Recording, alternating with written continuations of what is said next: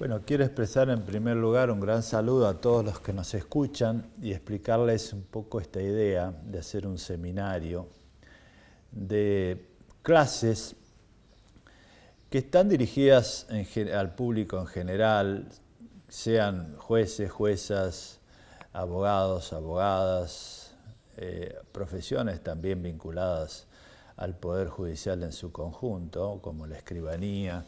Es decir, la idea es hablar al Poder Judicial en su conjunto con un criterio amplio que incluye también la universidad, la abogacía, la escribanía y obviamente quienes están dentro del Poder Judicial, que son jueces y juezas y Ministerio Público. ¿Por qué hacemos esto? En realidad todos sabemos que estamos en un momento difícil donde el acceso al material publicado es cada vez más difícil porque los precios son caros y los ingresos han bajado. Entonces se me ocurrió la idea de poder dar algunas clases gratuitas a los fines de que cualquiera que lo necesite lo pueda usar. Y para eso tenemos la facilidad de la tecnología y de la difusión que pueden dar los colegios de abogados, la Federación Argentina de Colegios de Abogados, las universidades y los poderes judiciales, que pueden distribuirlo gratuitamente y además con la ventaja de que cada uno lo puede escuchar cuando lo necesita. Entonces, hemos programado para este año una serie de clases en temas variados que continuaremos también en el año próximo con un enfoque práctico. Entonces, esto es para ayudar, para prestar colaboración. Obviamente que no se pueden tratar todos los temas con tanta especificidad. También vamos a hacer comentarios de fallos de la Corte, es decir, cosas que sirvan para formar, para la utilidad práctica. El primer tema que vamos a desarrollar hoy es tal vez uno de los más difíciles, pero es un tema del cual se habla mucho, que es la tecnología. Cuando nosotros decimos tecnología es un término muy amplio, porque la tecnología es un término antiguo, que por ejemplo un automóvil o un tenedor, un cuchillo es tecnología, pero vamos a hacer referencia a el fenómeno, en primer lugar, de Internet. Es decir, piensen ustedes que Internet es un fenómeno de los años 90. En los años 90, cuando se crea, había muy pocas personas que conocían el tema y estamos hace muy pocos años y se ha creado todo un sistema alrededor de Internet. Es decir, hoy tenemos prácticamente todo lo que hacemos en Internet y por el otro lado el nivel de acceso a Internet ya no es del 1% como era en los 90, sino del 99%. Con lo cual Internet en sí misma es una tecnología que nos ocupa fundamentalmente hoy en casi todo lo que hacemos. Y el otro gran ámbito que no vamos a alcanzar a tratar hoy, sino en una clase especial, es un salto que se está produciendo ahora, que es la inteligencia artificial. ¿Por qué decimos que es un salto? Si uno puede pensar, por ejemplo, la máquina de escribir que existía antes de Internet, se fue mejorando, es decir, la máquina de escribir uno tenía que poner los dedos y escribir. Había una máquina donde uno apretaba, que era la Olivetti, se apretaba un botón y eso imprimía. Después se hizo eléctrica y se aumentó la velocidad y se buscaron 1000 maneras de hacerla cada vez más rápido. Pero un día se inventó la computadora y desplazó totalmente la máquina de escribir. Eso es un salto. La máquina eléctrica es una mejora tecnológica, pero la computadora es un salto en la tecnología. Entonces nosotros tenemos que desde los 90 hasta ahora se desarrolló Internet y se mejoró, pero con la inteligencia artificial pegamos un salto tecnológico que es un mundo diferente. Entonces hoy nos vamos a ocupar de Internet. Cuando nace Internet empezaron a discutirse cuestiones muy profundas. La primera cuestión que me parece importante, porque todavía ahora nos es útil para entender este problema, es qué tipo de régimen jurídico se aplica en Internet. Cuando nace este fenómeno, se empezó a hablar de algo nuevo, un nuevo sistema, entonces una nueva ontología, es decir, un nuevo producto jurídico también. Y esto se tenía que ver con la historia del derecho. En el derecho romano, básicamente cuando nacen nuestros derechos actuales, tanto en el mundo anglosajón como en el mundo latino, se edifica el sistema jurídico sobre la base del límite territorial. Es decir, en términos actuales hay un Estado con un territorio que tiene una jurisdicción y hay un tiempo en el cual se aplica esa ley.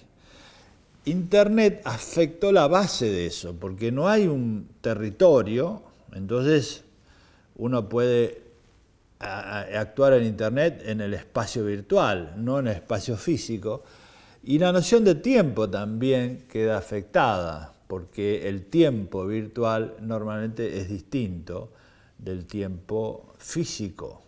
El que piensa uno en un correo, por ejemplo, emitir una carta de recomendación, emitir una oferta. Recuerden que en contratos, por ejemplo, se discute, se emite la oferta, cuándo la recibe, cuándo se acepta, cuándo se perfecciona el contrato. En Internet es totalmente distinto. Entonces, como Internet afectaba la base sobre la cual se edificó el derecho, se decía, bueno, hay un nuevo enfoque, es un nuevo sistema, por eso hay nuevos ciudadanos, net citizens. Y entonces se decía, así como en el derecho romano se edificó el derecho sobre la base del territorio y lo que ocurría en el mar no se aplicaba, en el mar era un régimen no regulado, entonces en Internet ocurre lo mismo, es como el mar, es como en el lugar donde no hay una ley, se regula en base a la costumbre. Y por eso a esto lo denominamos una posición ontológica, que muchos siguen sosteniendo. Pero la verdad es que a medida que pasaron los años, se entendió que los mismos problemas que existen en el mundo físico están en Internet. Porque, por ejemplo, en Internet se hablaba cuando nació de la libertad de expresión. Hay un fallo de esa época de la Corte Suprema de Estados Unidos, de aquella corte, ACLU, que fue muy discutido, ¿no? Rino versus ACLU, donde se hablaba que es el paraíso de la libertad de expresión. La Corte de Estados Unidos demostró su asombro frente a eso. Y también nosotros en aquella época estábamos con esa idea. Todos hablaban de la libertad de expresión y de la libertad de circulación. Pero hoy prácticamente se afirma lo contrario. Es decir, han nacido empresas en Internet que tienen un control. Y por eso el debate es absolutamente distinto. Si ustedes se fijan, a nivel europeo, por ejemplo, hay regulaciones para el mercado digital. Es decir, y en Estados Unidos también hubo sentencias ya sobre el poder monopólico de algunas empresas. Entonces, lo que sucede ahora es una posición muy distinta de la ontológica, es una posición analógica, es decir, aplicamos los mismos principios del derecho a un sistema distinto. Entonces decimos, hay homogeneidad o analogía en los principios y diversidad en las reglas, porque esos mismos principios no se pueden trasladar así porque sí, de la misma manera al mundo digital. Hay que hacer una adaptación, pero evidentemente los principios son los mismos y las reglas son distintas.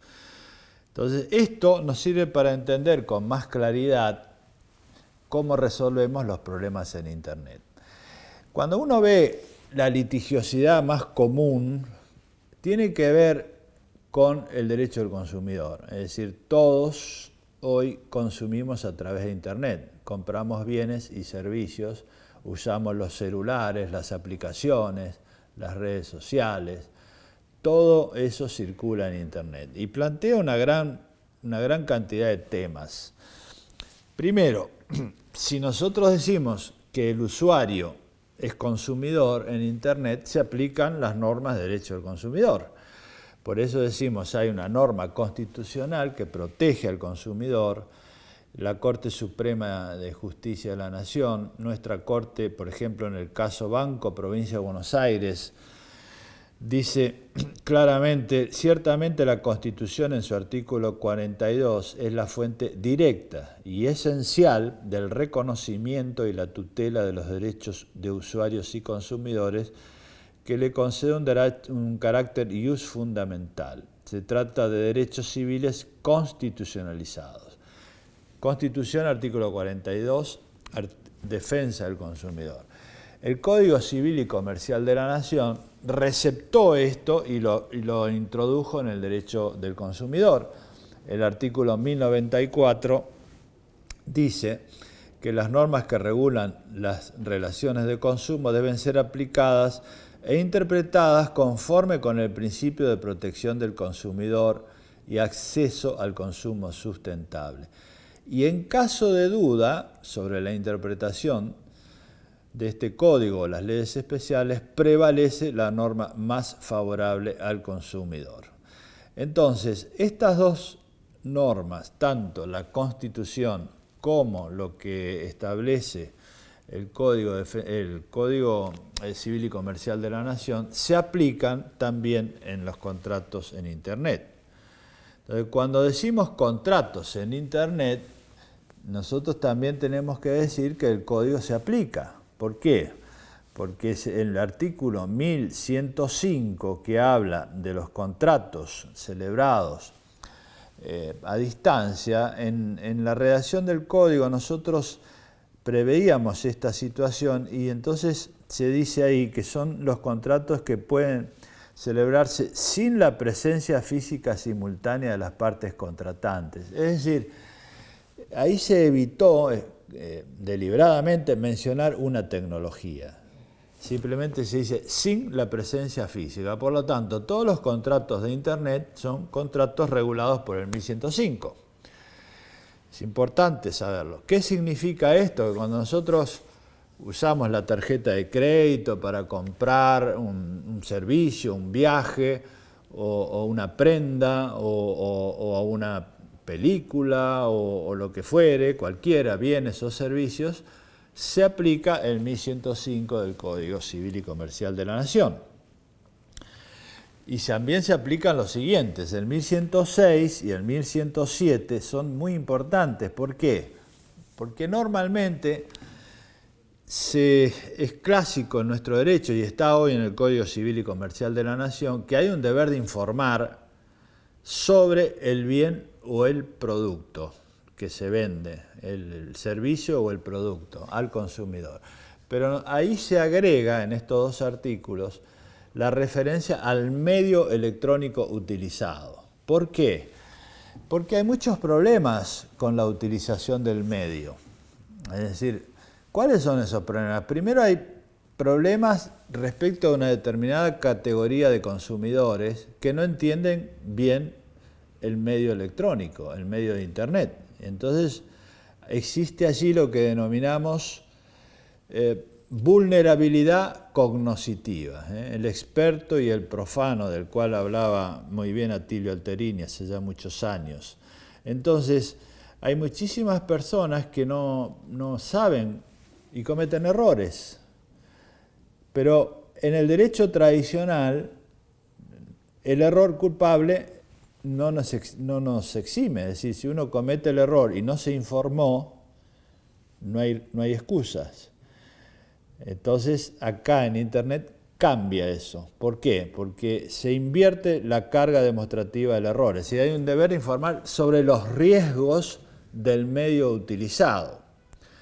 Y esto es muy importante porque hoy vemos muchísimos problemas, por ejemplo, el hackeo de los celulares, el hackeo de las cuentas bancarias, el error, el robo, es decir, cómo se hace frente al robo y la utilización de las cuentas bancarias, cómo se hace frente a los errores comunes de una persona de edad avanzada, las personas jubiladas, los adultos mayores que no entienden y tienen que cobrar su jubilación, la utilización de los cajeros automáticos, el error en hacer un clic, los denominados click agreements, son uno en internet normalmente no lee las cláusulas, hace clic. Claro, cuando dice el clic uno acepta, porque es tan acelerada la contratación que uno acepta, pero no lee lo que acepta. Y entonces ahí hay muchísimas cláusulas que pueden ser declaradas cláusulas abusivas. Por ejemplo, la de prórroga de jurisdicción. Uno termina diciendo, bueno, ¿y a dónde litigo? ¿Dónde me quejo? O aceptó determinadas condiciones que después se da cuenta que son vejatorias o abusivas. Es decir, todas las cláusulas abusivas que permiten ser cuestionadas de acuerdo al Código Civil y Comercial de la Nación en las relaciones del consumo también pueden ser relacionadas o aplicadas en Internet. Otro aspecto importante es la jurisdicción y la ley aplicable, porque dijimos que en Internet no hay espacio ni tiempo igual al sistema físico, digamos. Entonces, acá se empezaron a discutir problemas y entonces había muchos problemas porque la gente que contrata finalmente no le envían el producto, o es defectuoso, o no es lo que pensó, o el servicio es malo, o contrató con alguien que no existe.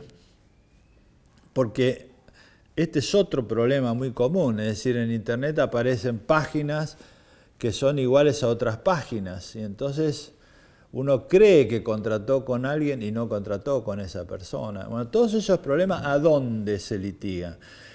Al principio se pensó, hay un caso en Brasil que fue muy conocido, donde se podía litigar en la sucursal, porque claro, a veces son empresas extranjeras, se compran productos o servicios a niveles internacionales o no tienen el domicilio en el lugar del consumidor. Para resolver este problema, nosotros incluimos 2 artículos que muchas veces no son leídos porque están en la parte final del código, que son de derecho internacional privado. Es el 2654, que dice que las demandas sobre las relaciones de consumo se pueden interponer a elección del consumidor ante los jueces del lugar de celebración del contrato o del cumplimiento, normalmente es el domicilio del consumidor, el cumplimiento de la prestación del servicio o donde se entregan los bienes.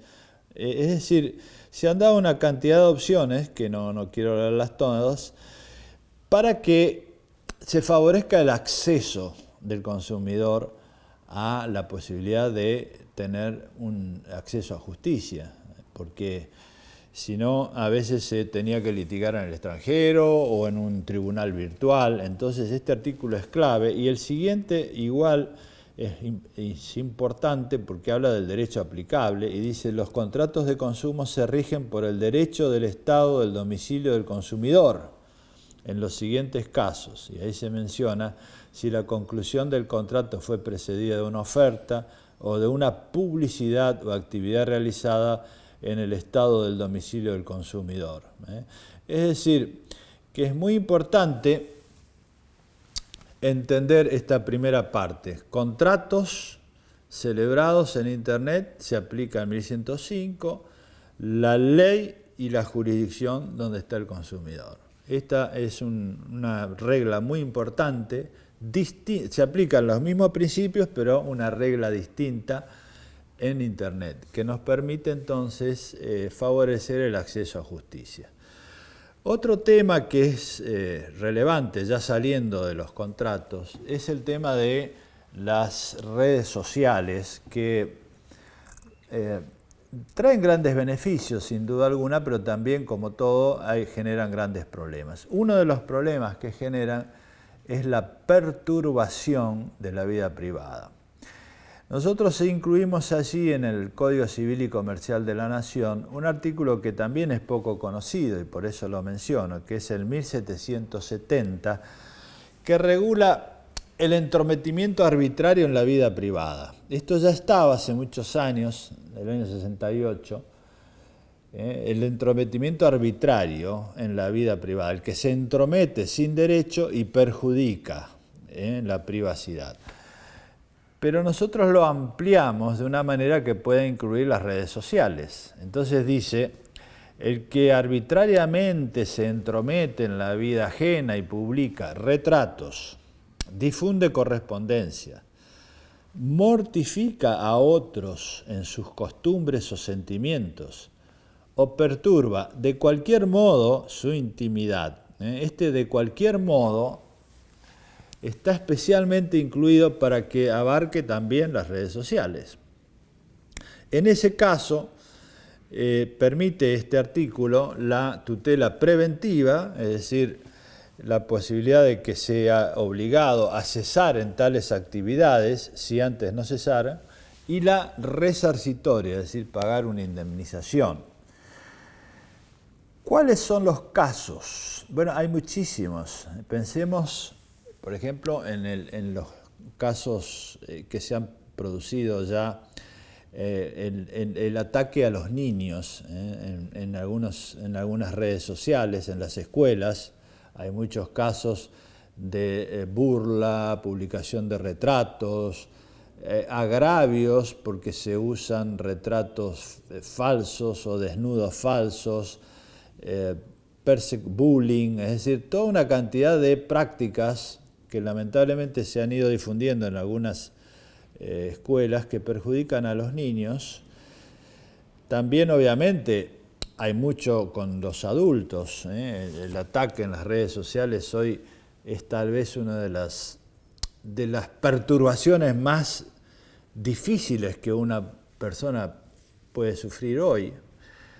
A veces estamos hablando obviamente de aquellas que son arbitrarias, es decir, sin derecho, ¿no? Son muy graves y provocan casi la cancelación de la vida de una persona. A veces es con derecho y a veces sin derecho. Acá son las que son sin derecho, arbitrarias. Entonces acá existe la tutela preventiva y la resarcitoria. Otro aspecto que es muy importante en Internet es la publicidad. Si ustedes observan con detenimiento lo que cada uno de nosotros hacemos todos los días, estamos muy influenciados por la publicidad en Internet. Prácticamente se ha vuelto aspiracional, es decir, el gran fenómeno que se observa hoy en las conductas de consumo es que hay muchísimas personas que publican su vida privada en Internet, son personas conocidas y son personas que influyen. Por ejemplo, si vemos que muchos deportistas tienen todo tatuado, entonces también todos los chicos se hacen tatuajes. Si usan determinada prenda, también hay que usar esa prenda. Entonces, la publicidad es muy inductiva hoy en Internet. Obviamente esto es positivo en un sentido porque permite la difusión libre de las ideas de cómo cada uno quiere vestirse, cómo cada uno quiere tener su apariencia, y esto hace a la libertad. Pero también siempre hay responsabilidades porque también hay perjuicios. Entonces, nosotros incluimos allí el artículo 1101, que todos preguntaban por qué en el código hay un artículo referido a la publicidad. Normalmente es de derecho público, pero el derecho público regula la organización de la publicidad. Nosotros ahí incluimos los perjuicios que causa la publicidad a las personas. Entonces dice, la publicidad está prohibida cuando, el inciso A dice, contenga indicaciones falsas o de tal naturaleza que induzcan o puedan inducir al error al consumidor, cuando recaigan sobre elementos esenciales del producto o servicio. B. Efectúe comparaciones de bienes o servicios cuando sean de naturaleza tal que conduzcan a error al consumidor. Y C. Cuando sea abusiva, discriminatoria o induzca al consumidor a comportarse en forma perjudicial o peligrosa para su salud o seguridad. Fíjense en este último inciso solamente, la cantidad de casos que hay. Las ofertas de cirugía estética en Internet son abrumadoras. Entonces, todo el mundo cree que puede mejorar o cambiar o adaptar su cuerpo de acuerdo a las distintas modas, pero no hay una información clara sobre los riesgos. Entonces, este es un tema donde muchas personas van y se hacen determinadas operaciones estéticas que son modificativas, no son curativas. Yo hace muchos años escribí la tesis sobre la responsabilidad civil del médico en el año 86 y ahí había distinguido la medicina curativa y la modificativa. Y esta modificativa hoy se amplió enormemente porque pensamos que todo el cuerpo humano puede ser cambiado por la medicina. Y entonces la publicidad influye enormemente y ahí es donde podemos lograr que se obligue a informar adecuadamente de los riesgos, se identifique claramente la trazabilidad, lo que hoy se denomina trazabilidad del oferente, quién es, cuáles son sus antecedentes, y no que sea alguien que después termina haciendo más daños que beneficios a través de las prestaciones, porque es una persona que no tiene experiencia, no está autorizada, o sus antecedentes no están publicados, sus antecedentes de mala praxis. Esto es importantísimo porque hay muchos casos. Y también pensemos los casos en los cuales se confunde el producto con el servicio, con el medicamento. Porque si uno observa la publicidad actual, los alimentos se ofrecen por sus finalidades curativas. Se dice, este producto, este alimento sirve para tal y cual aspecto de la salud humana. Y hay una publicidad donde alguien, una universidad, un médico o alguien de alguna presunta autoridad así lo avala. Bueno, ¿cuáles son los estudios que existen? ¿Cómo es esto? ¿Es serio? ¿No es serio? Bueno, ahí es donde la publicidad tiene una importancia decisiva porque es muy relevante que nosotros podamos tener acceso. Bueno, este es otro aspecto importante, entonces, la publicidad.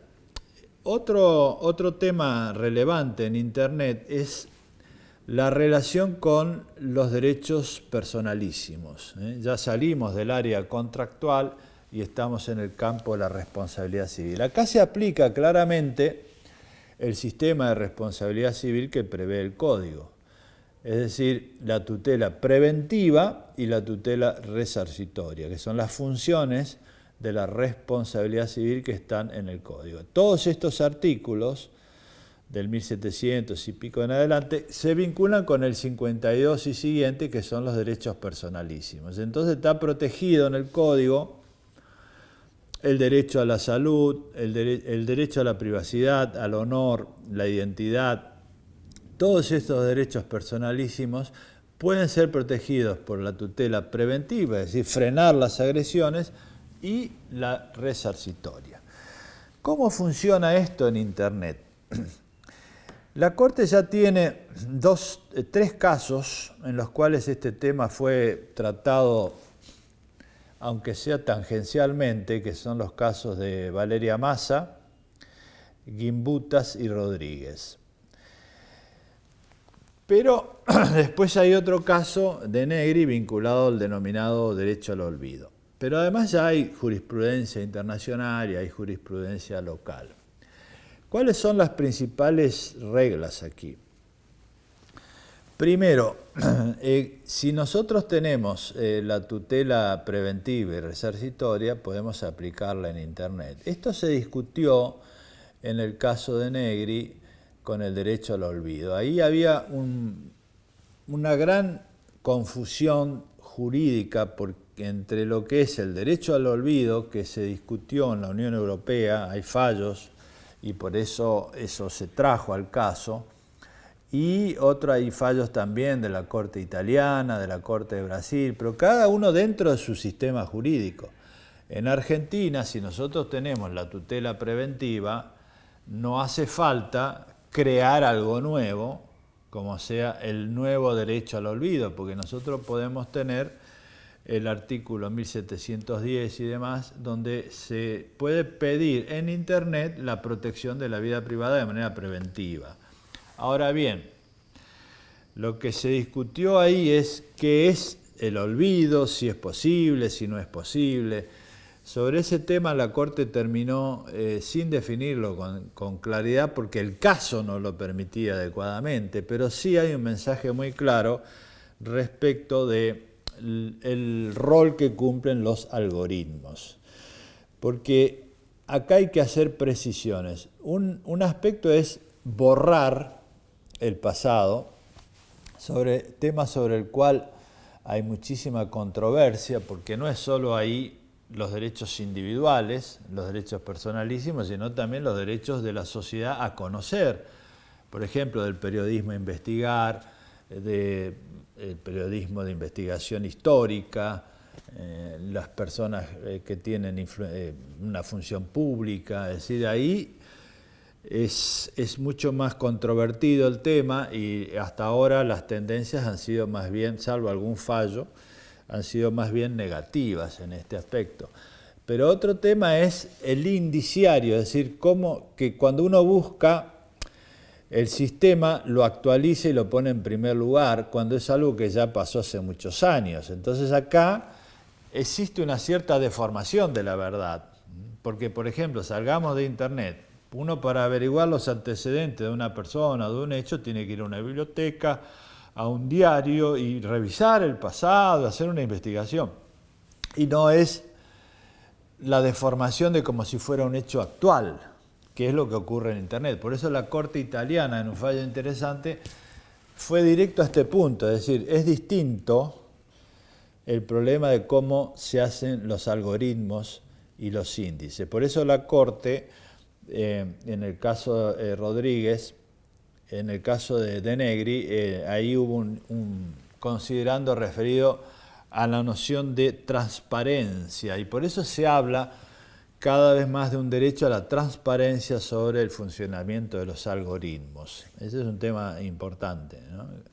Que alguien pueda pretender, utilizando la tutela preventiva, por qué se indicia de esa manera y por qué de otra, ¿no? Pero los casos más comunes hoy son los que afectan la identidad de alguien. Por ejemplo, lo que denominamos identidad dinámica. Una persona que es conocida de una determinada manera aparece, por ejemplo, en una página pornográfica y se le cambia la identidad dinámica, se le cambia el contexto. Entonces ahí hay derecho a la tutela preventiva, a la corrección de eso. Que esto es lo que se dijo en algunos fallos, no solo de la Corte, sino en varios tribunales, el derecho a corregir porque se afecta a la identidad dinámica, el modo en el cual una persona es conocida. La identidad estática es el nombre, el apellido, la dirección, lo que figura en el documento de identidad. Pero esa identidad dinámica, que es un concepto que se trabajó hace muchos años, recordemos a Fernández Cesagrego de Perú, los trabajos que se hicieron en muchos congresos en Argentina, permiten mencionar esta noción, ¿no? La identidad dinámica, el modo en el cual el recorrido a lo largo de la vida de una persona es modificado. En Italia hubo unos casos en los cuales una persona que estuvo toda la vida combatiendo el hábito del cigarrillo, luego de una conferencia de prensa que hizo, es presentado como alguien que favorecía. Entonces ahí hay una afectación de la identidad dinámica. Bueno, en Internet hoy esto es muy común y entonces existe aquí también una tutela de la vida privada y sobre todo de la identidad. Existe también una protección del honor. Y acá es importante aclarar que está esto en los artículos sobre derechos personalísimos y la tutela preventiva y resarcitoria. Ahora, es importante aclarar que toda la jurisprudencia que estableció un balance entre el derecho al honor y la privacidad y la libertad de expresión, que es una jurisprudencia muy conocida de la Corte Suprema, Campillay y todo lo que ya se conoce, se hizo en relación a la prensa escrita. Pero ahora hay nuevos problemas y por eso decimos, los principios son los mismos, pero las reglas son distintas. Entonces, no son claramente trasladables. Es decir, hay muchos casos en los cuales es difícil identificar la fuente, es difícil, no solo por la trazabilidad. La Unión Europea tiene ahora una serie de disposiciones, en trabajos enfocados hacia la trazabilidad, es decir, quién es realmente el que emite una oferta o hace una publicidad, porque a veces es difícil. Hay muchas noticias falsas, es decir, es un mundo totalmente diferente el de Internet. Entonces las responsabilidades también, hay que ser muy cuidadosos en cómo se va avanzando, porque no es directamente trasladable Campillay, por ejemplo, al Internet. Es decir, hay que ver exactamente cómo son los casos. En esto recomendamos realmente la precisión, porque no solo la dificultad es esa, sino también los tiempos, ¿no? Puede ser muy rápido la difusión de fake news o de noticias falsas. Y entonces cuando hay noticias falsas, por ejemplo, hay un gran debate que es el control previo o el control posterior. Aquí normalmente cuando se habla de control previo siempre se termina avanzando en la censura.